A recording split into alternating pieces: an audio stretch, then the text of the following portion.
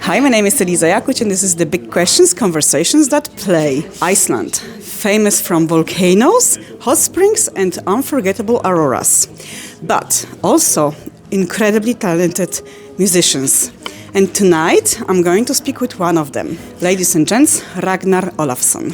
Ragnar, thank you so much. Thank you. Ragnar, it's not your first tour in Poland. What do you like the most? Because you're visiting Poland very often. Mm-hmm. What do you like the most about Poland? Well, everything. I know it's not the answer you're looking for, but Poland is like a friend of mine. And when I'm not here, I miss Poland. Oh. So, and I miss, obviously, my friends here. I miss the food. I miss the weather. I miss the good times I have touring here. And one thing I will say also is that I tour many countries with my other bands, Ártíð, for example. But what I like about Poland is that people here, they really, really appreciate music. And the Polish audience is exceptionally good listeners. That makes it so gratifying for me as a musician to play for you, because I can feel the audience, and I always have good memories, good times playing here. Today atmosphere was amazing, so I can actually agree with you because it was amazing. What's the most different thing from Poland versus Iceland? I think it's the temperament, and I know this because I now have a Polish girlfriend, Marta, who is also my tour manager today. Oh, that's nice. And, that's lovely. Yeah, and I think actually Polish and Icelandic people, they are a good combination because we complement each other. So I'm very spontaneous and she likes to plan. I'm very kind of Scandinavian in my ways and she's very Slavic in her ways. And this is a very good combination because we kind of together we form you complete each other. Exactly. I actually thought that Iceland is a little bit cold and we are like more hot-blooded, but you said otherwise. You are definitely hot-blooded, but then again, you are also kind of assertive, whereas Icelanders are a bit more like Spaniards. We are always late, and we kind of have this a little bit mañana approach to life. Yes. Together with my girlfriend Marta, then we really have a good sweet spot between not planning too much, planning too little, being very spontaneous and not too spontaneous. Perfect combination. I think so. Your music, you take us on a journey from Mexico to Mississippi to Europe. Where did you get this idea? Because it's quite unique, actually. So I love to travel, and my whole life I've traveled whenever I can. And when I became a songwriter, I just found that, of course, I travel with a guitar because when I'm traveling, maybe there's a campfire somewhere and I can bring out the guitar. Or I can just, if I'm lonely, I can take the guitar out and play. And then I just found naturally that when I'm in a foreign country, I can write a lot of songs. Why? Because every day I have new impressions, I meet new people, new experiences, new thoughts, new horizons, and all this kind of helps me to get new artistic ideas. So then it became like almost like a rule for myself. If I need to write a new album, take it somewhere and go for 5 weeks and bring the guitar, write one song every day, and voila, I have a new album. That's very creative, very creative. You also have one song called Warsaw. Do we get maybe in the future Polish album? Absolutely, absolutely. I hope so because it will be amazing. I actually written 2 songs for this Polish album. And Białystok obviously must be on your. Well, it's on my list. upcoming list. Maybe I'll, if the weather allows tomorrow, maybe I'll sit in the city center with the guitar and nice. Channel the inspiration. After so many years on stage, do you still have a little bit this nervous before you go on a show on a stage before you go?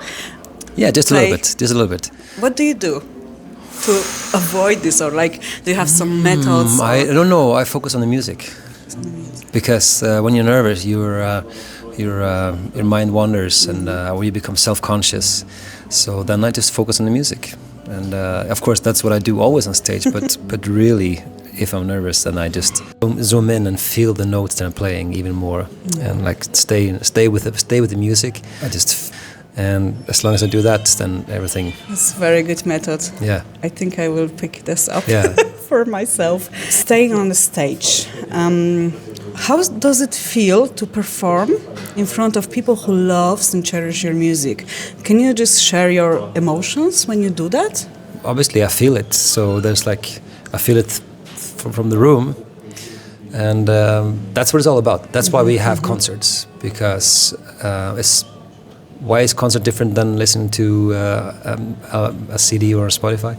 Because we're in the same room, so whatever I feel and you, whatever you feel, somehow we feel what we feel. So I feel your feelings, and when these start to kind of react in ways we don't always understand, I can't explain them logically. I just feel it, and that's why I can never predict how a concert will be, because I'm just doing half the work. Yes, I'm supplying the music, but the people in the room, they're supplying the listening. Exactly.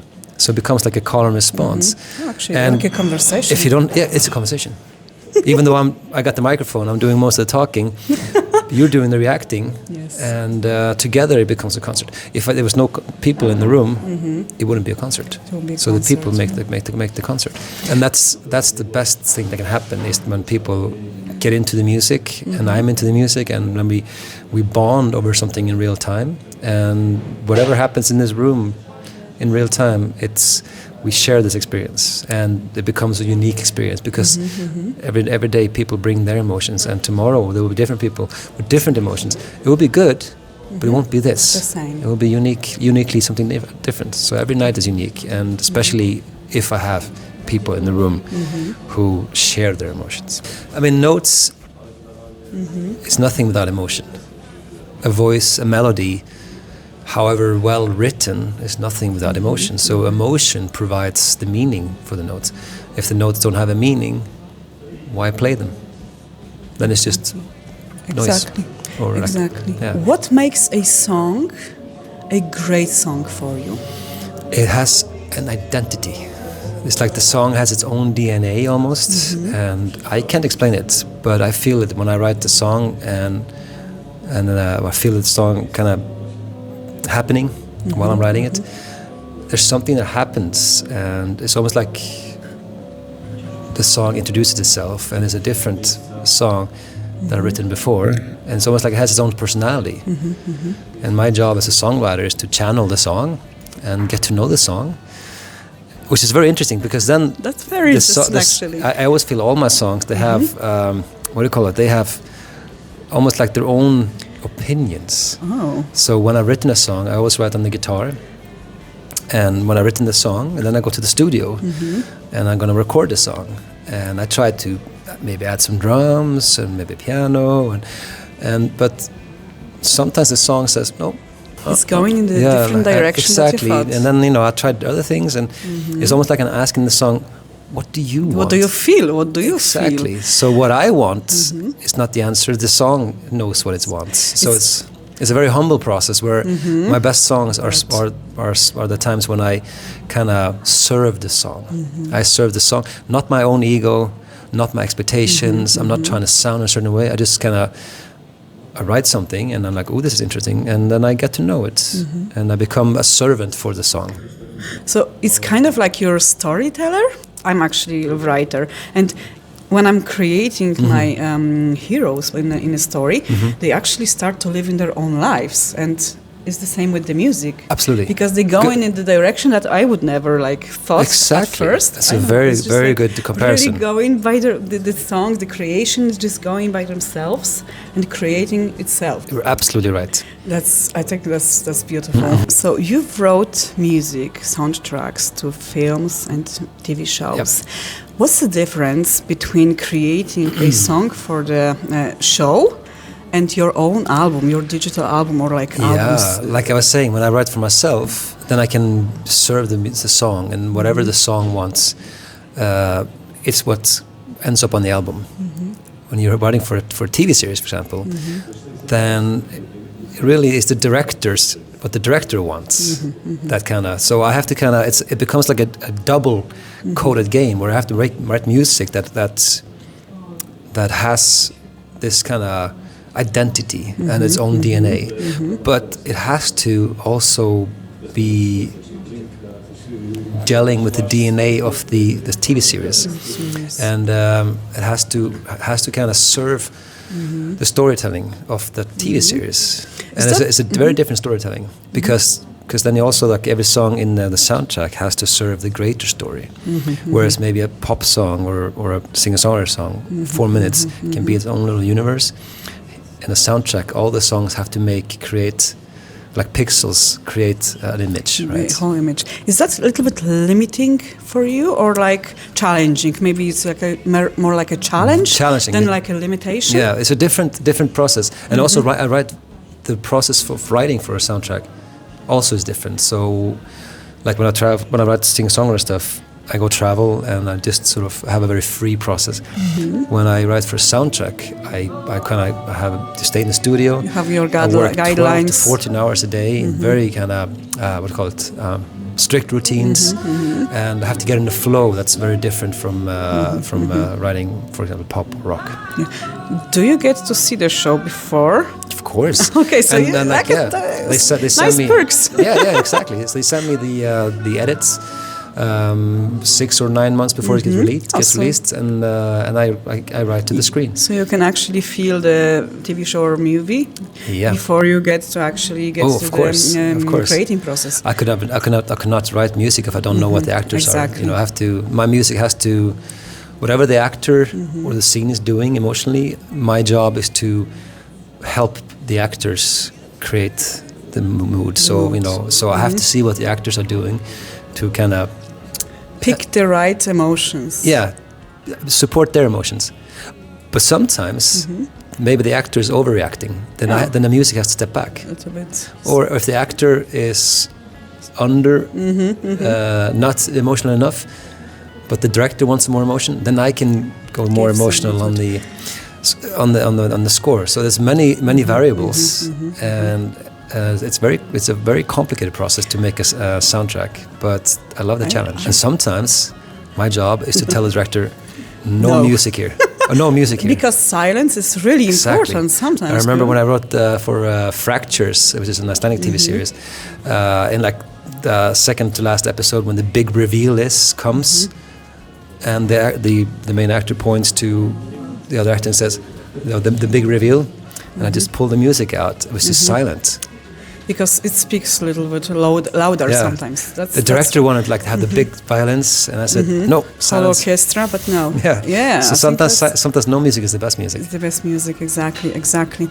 My favorite is Hans Zimmer. Oh, he's very good. I love him. Actually, you met him? No, Please. I haven't. But I watched many interviews with him, and also watched his masterclass that he did online, and I actually learned a lot from him, because I think he has a very healthy approach to like he always says, stay on story. So he's all about less ego and serve the story, which I think is beautiful. What's your favorite soundtrack? By Hans Zimmer? Oh. Black Hawk Down. No. I mean, I think it has to be Interstellar, I think. Oh my God, yes. Yeah. I think he has loads. I cannot pick one. It's just like many. But that's the thing about Hans Zimmer. Every time he does something, he does a new movie, he does something new. And I think the Dune movies, the first two Dune movies, absolutely mind-blowing stuff. Genius. Okay. Yeah. I just finished a new soundtrack, this time for Paramount Plus. Yes. So it will be out this month. Yes, I think 22nd. 22nd of May, It's called Little Disasters. Yes, Little Disaster. You have to watch it. You have to buy Paramount, obviously. Paramount Plus, just for 1 month, so you can watch. So you can binge the series. And it's Diane Kruger in the leading role. It's a criminal. Well, it's like a thriller with a slash drama, and I was actually I became friends with Diane Kruger on Instagram, and I wrote her a message said like, "You had me in tears for 6 months," and she really liked that I said that. And it's true. She really puts on a huge performance, and she's excellent. She is, and in this one, she really gets to show her deep. Very difficult emotions. My music is sometimes it's right up the front, and sometimes it's supporting it. But every episode has like a big finale crescendo, and the director really let me do your job. You decide what's better for No, but she really kind of let me try. Okay. Gave me a lot of freedom to try. And then, of course, when I try many things, we kind of decide together what works and what stays. And but she's a very good director. Eva Sigurðardóttir, Icelandic actually. She's very good at directing the actors, and she's very good at directing the composer, me. Well, that's make the good director exactly. good director, right? So she can tell me what she wants and what she doesn't want, but at the same time she can allow me to be me. Be your creative. Yeah. Be creative. So we kind of hit a nice flow that way. That's nice. I think that's very important in the process, right? Yeah. Tell me, what's the hardest and the easiest part of being a musician, composer? Well, the hardest part is always to find job, because if you have work and more normal job, then you have an employment, and you have hopefully for employment for many years, and every month you know that you're going to have work. You know you're going to have a paycheck at the end of the month. When you're a musician, then when you're touring, you can make money. When you release an album and sell it, you can make money. But when you're writing a new album, you're not making money. You're spending money, and when you're not on tour. You're working in the studio, maybe recording an album, and then you have to pay for the studio. If you use session players like I do, especially I like to use strings. My band Árstíð, we have to hire session players. So we're just paying a lot of money with no income, and this can go on for months. Oh, yes. So figuring out where your next job is going to come from, that's the challenge. If you're lucky, you get a lot of offers, and sometimes there's no offers. Then you have to go out and find them. That's why I like also doing many things. So I tour, and I make my own albums, and I make albums with my band. But I also like to have like a soundtrack every now and then, because when you're writing a TV soundtrack, you have employment for 6 months while you're doing that, and that's a good thing. What was the easiest part? The easiest part is to get to know people, because I never met you, but here we are having a great time. Yes. And I get to travel, and I get to sort of enjoy many aspects of life that would not be as easy if I wasn't a musician. And also, if you're a musician and people like your music, then you already have introduced yourself in a way. If you listen to my album, then you can already know a little bit about me. Yes. So then we're one step closer to becoming friends. So the easy part of being a musician is to meet people and have new experiences. And travel. And that's really the big payoff you have as an artist. It's a good life. Last question. What's next? What we can expect from you? So when this tour concludes, it's a release tour for my new album, Mexico, written in Mexico. And when me and Marta get back from the tour, we're going to be preparing the release of my book, Definitely Maybe. So like I said, Definitely Maybe. Catchy title. Yeah, it's a reference to the Oasis album, Definitely Maybe. But very musician thing. But it is a book about Nordic music. Oh. So one way. I mean, you asked me also what I want to do if I wasn't making music. I want to be a writer. And now I have my first book. It was published last year in the Faroe Islands, but now we're re-releasing it for a worldwide audience. In English. And it's going to be available later this summer through my homepage, ragnarolarsson.com. And you have to check this out. And if you ever wondered why Iceland, the Faroe Islands, Norway, and even Sweden has so much music and so few people, like for example, in Białystok, this has the same population as all of Iceland, 300,000+. But there's so many musicians in Iceland, and my book answers this question why that is. Okay, we have to check this out, because we will not get this answer here. Okay. Yeah, why? There's many answers that kind of come together to make one answer, but that's why I wrote the book. And when I went to Faroe Islands, which has only 50,000 people, and I saw the amount of talent who was there, I was like, how can this be? And then that triggered this book that I wrote, and it's kind of based on Faroese music, but it answers the question why all Nordic countries have such a high per capita of musicians. Now I'm very curious, and I hope you as well. You have to buy the book. It's coming in... end of the summer. We'll see how soon we can get the printing done. Definitely must buy. Definitely Maybe. Definitely, maybe. Exactly. Definitely, maybe buy this book. Yeah. Ragnar, thank you so much Thank for you so this much. amazing My conversation, for your beautiful music. I really, really enjoy it. Thank you so much. Dziękuję bardzo. Dziękuję bardzo. Hope we see each other. Maybe next time when you'll be visiting Poland. I would love that. Thank you so much. Do zobaczenia. Do zobaczenia. Follow me on Instagram, TikTok and YouTube. More music, more interviews and more stories coming soon.